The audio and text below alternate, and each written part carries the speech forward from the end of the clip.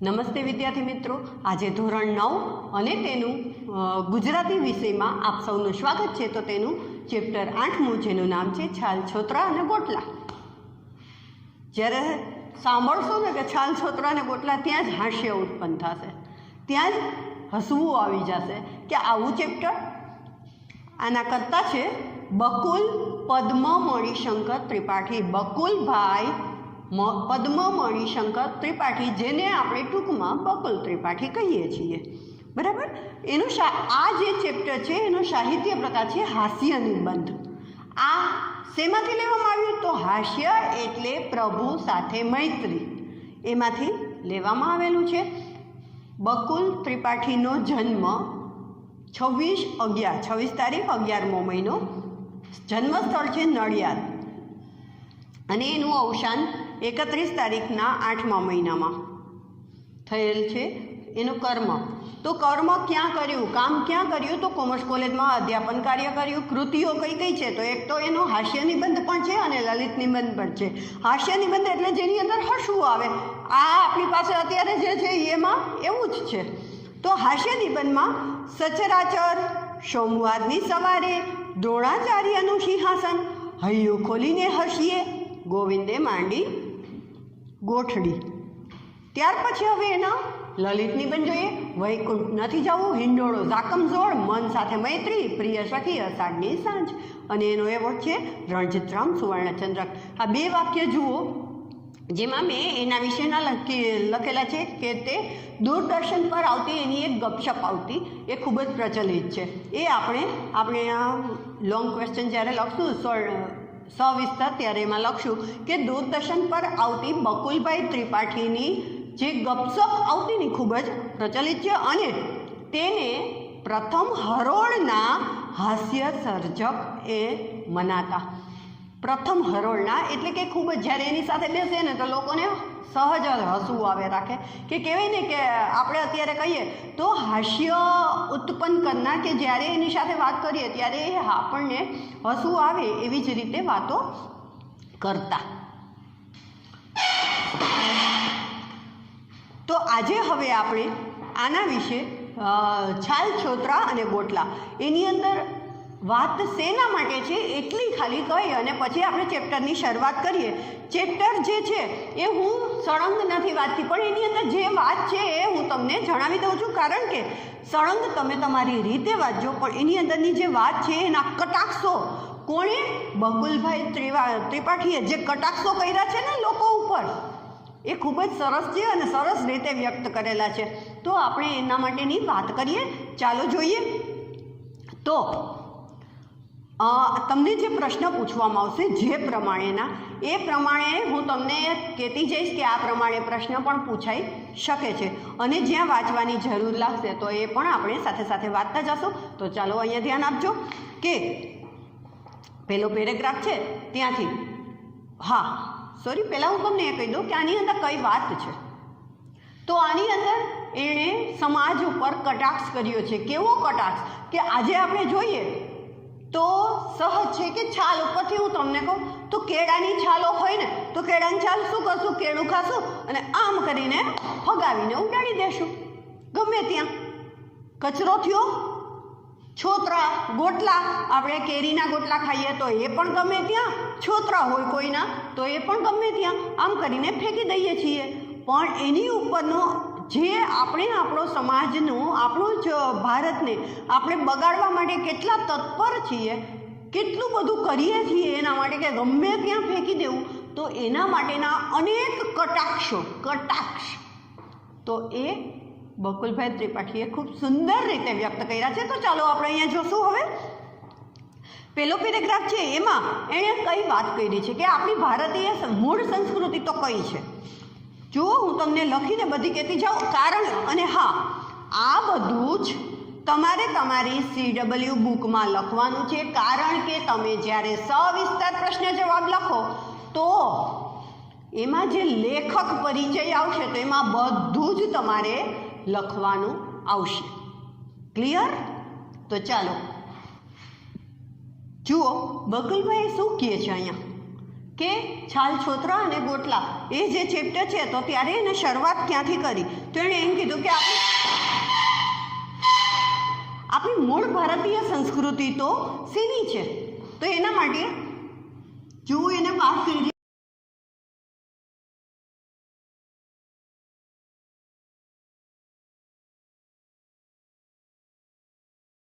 આપણી મૂળ ભારતીય સંસ્કૃતિ તો વેદ પુરાણ ઉપનિષદ રામાયણ મહાભારત ભાગવત વેદ પુરાણ ઉપનિષદની રામાયણ મહાભારત ભાગવતની અને રામકૃષ્ણ બુદ્ધની સંસ્કૃતિ છે મૂળ સંસ્કૃતિ કઈ આ પણ આજની સંસ્કૃતિ અત્યારે હાલતી તો એણે એમ કીધું કે હાલની સંસ્કૃતિ આજની સંસ્કૃતિ કઈ છે પ્રચલિત કઈ છે તો છાલ છોતરાને ગોટલા જુઓ તો બધામાં ત્રણ કે મૂળ ભારતીય સંસ્કૃતિ તો કઈ છે વેદ પુરાણ ઉપનિષદની છે રામાયણ મહાભારત ભાગવતની છે રામકૃષ્ણ બુદ્ધની છે પણ આજની સંસ્કૃતિ છાલ છોતરા અને ગોટલાની સંસ્કૃતિ કીધી બરાબર ગોટલાની સંસ્કૃતિ છે કે પુરાતન સંસ્કૃતિ જે છે એના અવશેષો હજી પણ આપણને મંદિરો સ્તૂપો સ્થાપત્ય વગેરે જે છે એ આજે આપણને જોવા મળે છે બધી જગ્યાએ આપણને ખબર જ છે કે એ જે સંસ્કૃતિ છે એ જોવા મળે છે પણ એની ઉપર આજની આ જે સંસ્કૃતિ છે ને છાલ છોતરા ગોટલાની એની ઉપર ઢંકાઈ જાય છે શું કામ આવું કીધું તો આગળ જુઓ કે એને એમ કીધું કે ધર્મસ્થાનોની અંદર ધર્મસ્થાન આપણે કોઈ પણ મંદિરે જઈએ છીએ તો એની બારે મંદિરની બહાર ત્યાં આપણે તમે જોશો ને તો કેટલા બધા કેળાની છાલ જોવા મળશે મગફળીના પોતરાઓ ક્યારેક જોવા મળી જાય ક્યારેક ટૂંકમાં એટલું બધું ગંદુ કર્યું હોય ધાર્મિક સ્થળ એટલે ધર્મસ્થાનોએ તો કેળાની છાલ આપણને જોવા મળે આંબા તો પ્રભુએ આપ્યા પણ આપણે ગોટલા કે આંબા આપણને ભારત દેશમાં જ પ્રભુએ આપેલા છે તમે વિચાર કરો કે આંબા જે કેરી ખાઈએ છીએ તો ભગવાને આપણને ખૂબ સુંદર ફળ આપણને આપ્યું એટલે ભગવાનને આપણે ફરી ઉપહાર તરીકે શું આપીએ ગોટલા કે ગોટલા પણ ત્યાં આપણને જોવા મળે જ્યારે પ્રસાદીમાં ધરવા છે ગોટલા તો આપણે શું કરીએ છીએ પ્રસાદ ધરીએ છીએ અને ગોટલા બહાર એમને નાખી દઈએ છીએ એના માટેના હવે તમે કટાક્ષ જોજો કે તમે જ્યારે બુકમાંથી આ પાઠ વાંચશો ને તો ખૂબ સુંદર છે બહુ મજા આવશે પણ આપણો જે મારે તમને જે સમજાવવાનું છે ને એ હું જે રીતે સમજાવીશ ને એ અહીંયા સમજાવીશ હું આખું ચેપ્ટર નથી વાંચતી પણ તમારે આખું ચેપ્ટર વાંચી અને જે બકુલ ત્રિપાઠી જે વાત હાસ્ય ઉત્પન્ન કરે છે જે કટાક્ષ કરે છે ને એ ખરેખર જોવા જેવા છે એની અંદર બધામાં એને વ્યાજ સ્તુતિ અલંકારનો ઉપયોગ કરેલો છે વ્યાજ સ્તુતિ અલંકાર એટલે કે આમ મોઢા ઉપર વખાણ કરવા મોઢા ઉપર વ્યાજ સ્તુતિ અલંકાર કેને કહેવાય કે મુખ પર વખાણ કરવા પણ એનો આ પાછળનો મર્મ છે ને એ નિંદા હોય અથવા તો મુખ ઉપર નિંદા કરવી અને પાછળથી વખાણ હોય આવું જ્યારે હોય ને તો એને કહેવાય વ્યાજ સ્તુતિ અલંકાર બરાબર એટલે અહીંયા જે છે તો એ આપણને વ્યાજ સ્તુતિ અલંકારમાં કેટલા બધા એ આવી રીતે તમે આખું ચેપ્ટર વાંચો તો ખબર પડશે કે કેટલું બધું કટાક્ષ કરે છે તો એક તો એને ધર્મસ્થાનની વાત કરી કે ધર્મસ્થાનની અંદર બારે જ્યાં જોઈએ ત્યાં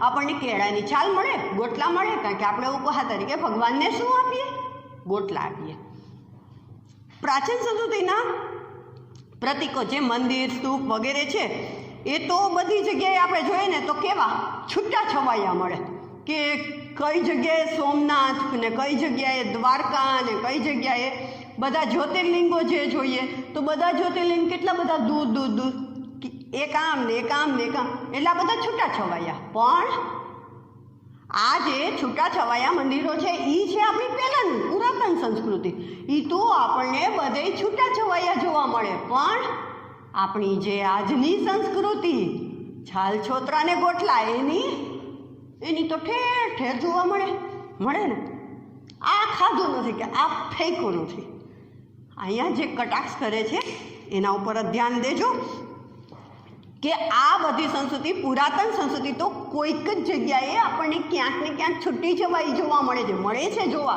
પણ છૂટી છવાઈ. જ્યારે આ તો ઠેર ઠેર જોવા મળે, જ્યાં જાઓ ત્યાં જ મળે.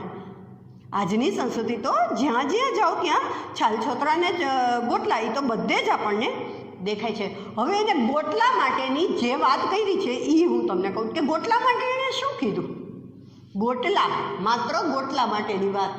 તો ગોટલા માટે એને શું કીધું કે ગ્રીષ્મનો સમય હોય, ગ્રીષ્મ ઉનાળાનો સમય, બરાબર, ગ્રીષ્મનો સમય હોય અને માણસો કેટલા બધા દિલદાર છે, કેટલા બધા બીજાનું વિચારવાવાળા છે અહીંના ભારતીય લોકો તો, કે જે ગોટલા હોય ને એટલા બધા વજનદાર હોય છે. એ વજનદાર ગોટલા લોકો સમાજને આપે છે.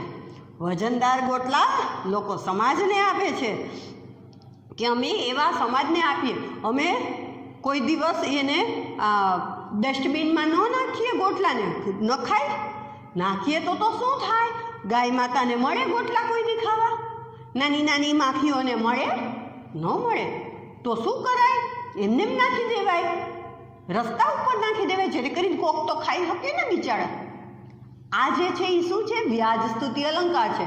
મેં જે અત્યારે તમને જે રીતના વાત કરી તો એ કઈ રીતે કે જાણે આપણે ગોટલા રસ્તામાં નાખી દેવા જોઈએ એમ કરીને વખાણ કરતા હોય એવું. પણ ખરેખર તો અહીંયા લેખક શું કહેવા માગે છે? લેખક એમ કહેવા માગે છે કે આપણે આવા છીએ કે આપણે ગોટલાને નાખી અને આપણે સમાજ બગાડીએ છીએ. રોડ, રસ્તા, આપણી આજુબાજુનું રહેણી કહેણી બધું જ બગાડી નાખીએ આવી રીતે નાખીને. કારણ કે આપણે દિલદાર, એટલે એ લોકોને દિલદાર કહી અને એની લોકોની નિંદા કરે છે. વખાણ કર્યા પણ પાછળથી એ છે નિંદા. એને શું કહેવાય? એને વ્યાજ સ્તુતિ અલંકાર કહેવાય. તો ગોટલા તો છે અમે તો ગૌ માતાને અર્પણ કરીએ. મ્યુનિસિપાલિટીના પીપ હોય ને, બાજુમાં પડ્યા હોય ને, તોય અમે એમાં ન નાખીએ, કારણ કે ગાય માતા બિચારી થોડી કંઈ અંદરથી લઈ શકશે, અંદરથી શોધી શોધીને થોડું લેશે ગોટલા. એટલે અમે તો શું કરીએ? અમે તો બારે જ નાખીએ, જેથી કરીને ગાય ત્યાં ખાય. એટલે અમે તો પીપ હોય ને તોય અમે બધી વસ્તુ બહાર જ નાખીએ. અમને કાંઈ એવું નહીં કે અમે પીપમાં જ કે એની જે ડસ્ટબિન હોય એમાં જ નાખીએ, એવું નહીં. કારણ કે નહીંતર તો કોઈ ખાઈ ન શકે. ગોટલા તો બહાર જ નાખીએ. આપણા બિચારા આપણા છોકરા કેવું સરસ ખાય છે, તો માખીઓના બાળકો ન ખાય? માખીઓના છોકરા ન ખાય? ખાઈ દે. શું થયું? વ્યાજ સ્તુતિ અલંકાર થયો. તો એ મક્ષિકા, માખી એટલે મક્ષિકા, એવો શબ્દ મક્ષિકાનો બીજો અર્થ સમાનાર્થી અર્થ થાય માખી. તો મક્ષિકાના બાળકો ન ખાય, મક્ષિકાના બચ્ચા કેરી ન ખાય? ખાય ને. એટલા માટે તો અમે ગોટલા બહાર નાખીએ. આને શું કહેવાય? કટાક્ષ. કટાક્ષ કર્યો, બરાબર. શ્વાતપણાની આપણી સંસ્કૃતિ નથી કે આપણે ખાઈ લઈએ ને આપણે મક્ષિકાના બચ્ચાને ભૂખ્યા રાખીએ. આપણે કેરી ખાઈ લઈએ અને મક્ષિકાના બચ્ચા છે એ કેરી ન ખાય, એવા અમે સ્વાર્થીપણા નથી. શું થયું? વ્યાજ સ્તુતિ અલંકાર. એવી જ રીતે જેમ એને ગોટલા માટે કીધું એવી જ રીતે એણે છોતરા માટે પણ વાત કરી છે. જો ગોટલા માટે મેં તમને કીધું કે એને ગોટલા માટેનો ગ્રીષ્મનો સમય, ઉનાળાનો સમય, વજનદાર ગોટલા, જે અમે મ્યુનિસિપાલિટીનું પીપ હોય તો ત્યાં ન નાખીએ, પણ અમે બારે જ નાખીએ, કારણ કે અમારા છોકરા ખાય તો મક્ષિકાના છોકરાઓ ન ખાય. આમ કરીને એને ગોટલા ઉપર કટાક્ષ કર્યો છે. એ તમને પૂછવામાં આવશે એટલા માટે મેં ફરી કહી દીધું. હવે બીજું જુઓ, છોતરા માટે. તો છોતરા માટે એણે શું કીધું? તો છોતરા ક્યાં? મગફળીના છોતરા. મગફળી ખાઈએ અને છોતરા તો શાળાનો વર્ગ હોય તોય તમને જોવા મળે, ઓફિસનું કમ્પાઉન્ડર હોય તો પણ તમને જોવા મળે, થિયેટર હોય તો પણ જોવા મળે, રસ્તામાં ઠેર ઠેર જોવા મળે. કેવું સરસ! ગમે ત્યાં એ ખાવું ને એ નાખવું. કટાક્ષ. આ ઢગલા, આ જે છે ને, પછી એને શું કીધું કે અમે કોઈ દી આમ ઢગલો કરી દઈએ ને એક જગ્યાએ, એવું ન કરીએ કે. કારણ શું કામ? કારણ કે ગાય છોતરા ન ખાય, મક્ષિકા મતલબ કે માખી છોતરા ન ખાય. એટલે અમે તો શું કરીએ? અમે ઠેર ઠેર બધે જ વેરી દઈએ એને. ઠેર ઠેર અમે એક જગ્યાએ ઢગલો ન કરીએ, પણ અમે શું કરીએ? ઠેર ઠેર બધે જ વેરી દઈએ. એટલે કઈ કઈ જગ્યાએ વેરી દઈએ એના માટેનો તમને પ્રશ્ન પૂછવામાં આવશે કે છોતરા કઈ કઈ જગ્યાએ વેરેલા દેખાય છે કે વગેરે ટાઈપનો એવો પ્રશ્ન પૂછવામાં આવે તો તમે એમ લખો. એના સ્થળ તમારે કહેવાના રહેશે કે બગીચા, થિયેટર, ઓફિસ કમ્પાઉન્ડર, શાળાનો વર્ગ, બધે જ આપણને ફોતરા જોવા મળે. ત્યાર પછી એક પંક્તિ કહે છે, કોણ? બકુલભાઈ ત્રિપાઠી પોતે લખેલી પંક્તિ નથી, એણે બીજાની પંક્તિ ઉમેરેલી છે, બીજા કવિની, જેનું ઉપનામ છે બેફામ. તો એની એની પંક્તિ ઉમેરેલી છે. તો એ અહીંયા તમે જુઓ કે બેફામ તોય કેટલું થાકી જવું પડ્યું, બેફામ તોય કેટલું થાકી જવું પડ્યું, નહીં તો જીવનનો માર્ગ છે ઘરથી કબર સુધી. હવે આ જે કહેવાય એ માગે છે અહીંયા બેફામ એ લખે છે ને, એટલે એમ કહે કે હું બેફામ છતાંય હું કેટલું થાકી જવું પડ્યું છે કે જિંદગી જીવતા જીવતા જીવતા જીવતા જે કબરથી ઘરનો માર્ગ જે છે ને એ માર્ગ જે છે એ મારે ત્યાં અહીંયાથી ટૂંકમાં જીવનથી મરણ સુધી, જન્મથી મરણ સુધીનો માર્ગ છે એ ખૂબ જ કઠિન છે. આવું છે કારણ કે ત્યાં પહોંચતા ખૂબ જ વાર લાગે છે, કે એ માર્ગ ખૂબ જ લાંબો લાગે છે, એટલે હું એમાં થાકી જાઉં છું. અહીંયા બેફામ આવી રીતની જે વાત કરે ને એ પંક્તિ અહીંયા શું કામ ઉમેરી? કોણે? બકુલભાઈ ત્રિપાઠીએ આ પંક્તિ અહીંયા શું કામ ઉમેરેલી હશે? એને એટલા માટે ઉમેરી કે એ હવે એને કહેશે, બેફામને કહે છે કે તમે આવું કહો છો ને, બેફામને કહે છે કે તમે એમ કહો છો ને કે ઘરથી કબર સુધીનો માર્ગ ખૂબ જ કઠિન લાગે છે કારણ કે કેટલું દૂર જવાનું છે વગેરે આવું જ્યારે કહો ને, તો હું તમને એ કે બકુલભાઈ ત્રિપાઠી બેફામને કહે કે હું તમને એટલું કહી દઉં કે જો તમને એક ટ્રીક આપું એમ, કે તમે તમારા જે છોતરા છે ને એ ખાતા ખાતા, મગફળીના ખાતા ખાતા છોતરા જો ઉડાડતા ઉડાડતા તમે ઘર સુધી પહોંચી જાઓ ને એ કે, તો તમને અથવા તો કબર સુધી પહોંચી જાઓ ને તો તમને આ એ કે કઠિન ન લાગે, તો તમને દૂધનો રસ્તો ન લાગે. ક્યારે આવી જાય કે ખબર જ ન પડે. અમે તો એ કે આવા ભારતીયો તો આવા. એટલે એ અહીંયા છોતરા ઉપરનો એક કટાક્ષ જે પંક્તિ ઉપરથી કરે જ ને એ આવો કરે છે કે ફોતરા વિશે તો થાક ન લાગે. અને બીજી પણ એક ફિલ્મી ગીત રજૂ કરે છે, ફિલ્મી ગીતની પંક્તિ રજૂ કરે છે કે દિલ કે ટુકડે હજાર હુએ, एक टुकड़ा गिरा इधर और एक यहाँ और एक वहाँ, दिल के टुकड़े हजार हुए, दिल के टुकड़े हजार हुए, एक टुकड़ा गिरा, एक टुकड़ा यहाँ और एक टुकड़ा वहाँ. આવી રીતની જે ફિલ્મની પંક્તિ છે, ફિલ્મની પંક્તિ, કાવ્ય પંક્તિ છે, તો એ પંક્તિને લઈ અને અહીંયા લેખક શું કહે છે? એમ કહે છે કે દિલના ટુકડા થાય અને અહીંયા ને અહીંયા જ ને, એક અહીંયા ને એક અહીંયા, પણ એ જે દિલના ટુકડા છે ને એવું તો ખાલી કોઈકમાં જ જોવા મળે. દિલના ટુકડા તો કોકને જ થાય, જે ભાઈ યંગ છે, યુવાન છે એને થાય, કોલેજમાં ભણતા હોય. અહીંયા બધાઈને કાંઈ દિલના ટુકડા નથી થતા. એ જે દિલના ટુકડા બધાય નથી થતા કે જે એક અહીંયા નાખીએ ને એક અહીંયા નાખીએ. પણ એણે શું કીધું કે ફોફા હોય ને, ફોફા, એનું ગૌરવપૂર્ણ એણે ગીત ગાઈને કીધું કે ફોફા કે ટુકડે હુએ હજાર ઓર એક ગીરા યહાં વહાં સર્વત્ર.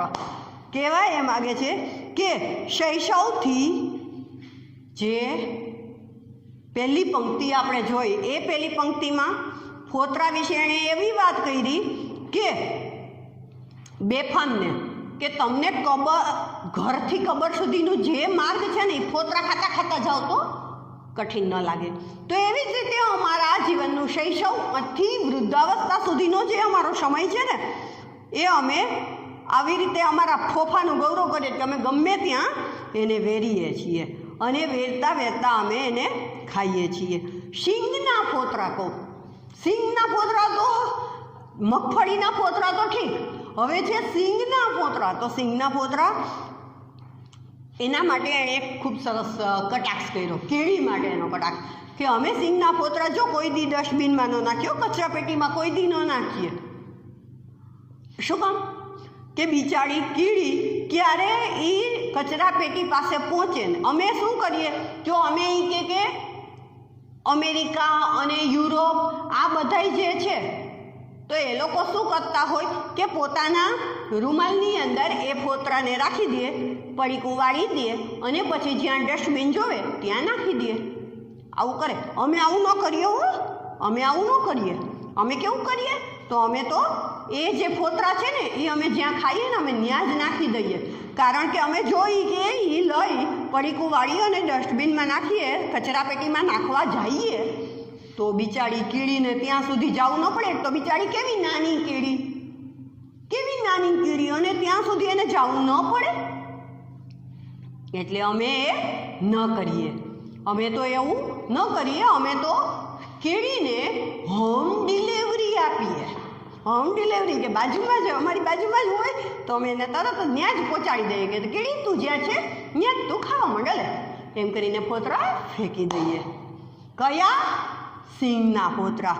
તો સિંગના ફોતરા ઉપર તમે જોયું હશે કે કીડી ઘણી વખત બાજેલી હોય, કીડી આવતી હોય છે. એટલે કે અમે તો એને હોમ ડિલિવરી. આપણે રહ્યા તો જીવ દયાવાળા. પ્રશ્ન પૂછાશે, આપણે રહ્યા જીવદયાવાળા, અને એવો પણ પ્રશ્ન પૂછાશે કે કીડી માટે લેખકે કયો કટાક્ષ રજૂ કર્યો છે. તમે આ ચેપ્ટર જ્યારે આખું વાંચો તો મને કમેન્ટમાં એટલું ચોક્કસ કહેજો કે મેડમ મેં વાંચેલું છે અને મને ખૂબ મજા પડી એવું તમે કહેશો જ. કારણ કે બહુ સરસ ચેપ્ટર છે, તમે વાંચજો એક વખત. ખૂબ નાનું છે પણ મજા આવે એવું છે. એને હાસ્ય ઉત્પન્ન થાય એવા કટાક્ષ રજૂ કર્યા છે અને વ્યાજ સ્તુતિ અલંકાર છે. સાથે સાથે એ પણ જોતા જાજો કે કયા કયા વાક્યો વ્યાજ સ્તુતિવાળા છે. હવે જો એને ગોટલા વિશે વાત કરી, છોતરા વિશે વાત કરી, હવે છાલ વિશે. છાલ વિશે એક વખત તો એક વાક્યમાં તો પહેલાં જ વાત કરી દીધેલી હતી એણે. કઈ? કે છે કેળાની છાલ. કેળાની છાલ અમે તો પાછું રોડમાં વચ્ચોવચ નાખીએ છે. કેળા, હવે છાલમાં તો કઈની છાલ આવે?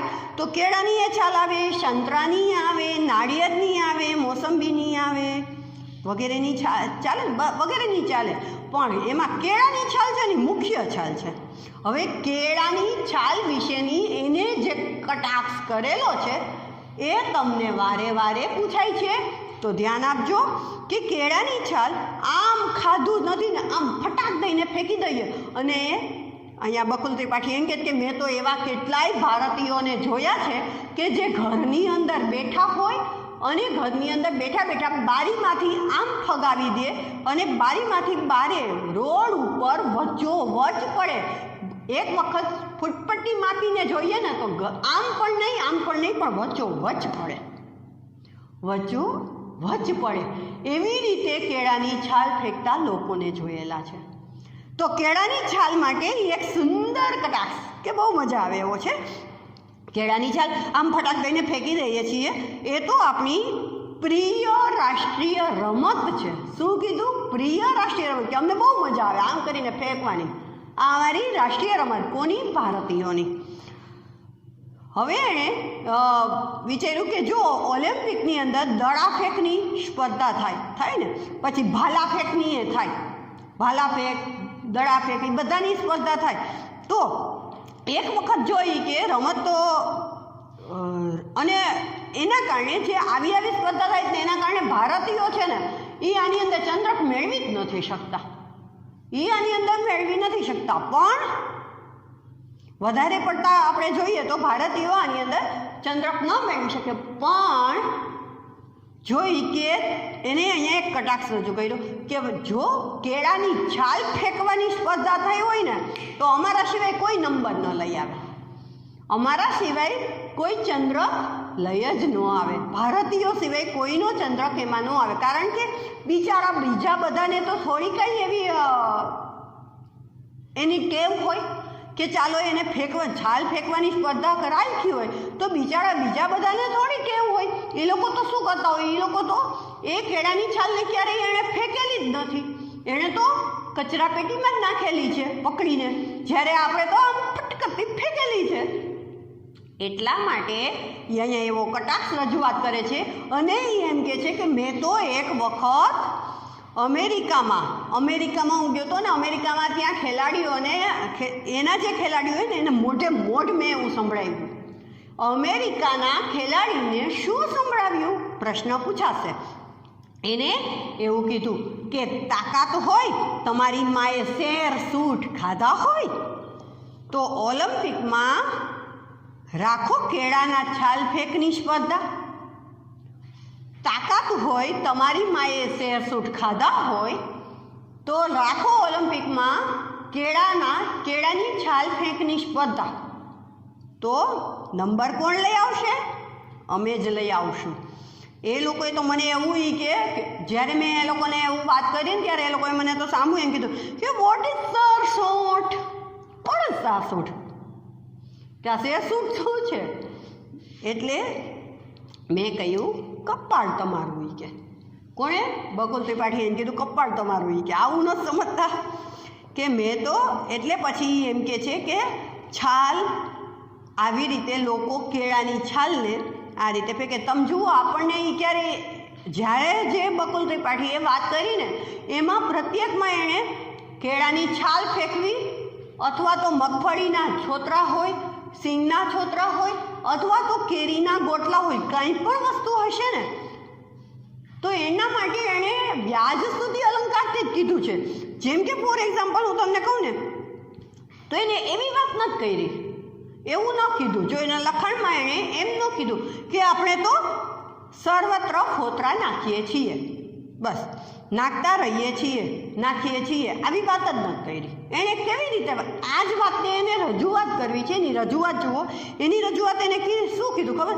સબભૂમિ ગોપાલકી, સબભૂમિ ગોપાલકી. શા માટે પૃથ્વીની 1 ચોરસ મીટર જેટલી જગ્યા પણ ફોતરા વિહોણી રહી જાય?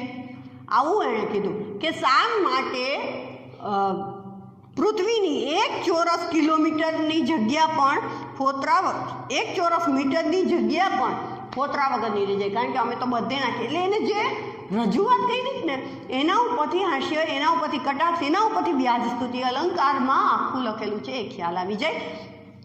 અને કેળાની છાલ ફેંકનું અજબનું કૌશલ્ય છે આપણી પાસે, એવું એ કહે છે. સાંભળ્યું છે કે કેટલાક બાલ મંદિરોએ આપણી આ જે છાલ ફેંકની જે સ્પર્ધા છે આપણે કરીએ છીએ ને રેગ્યુલર આવું જે કરતા રહે ને, કેટલાક બાલ મંદિરોએ એનો વિરોધ કરી અને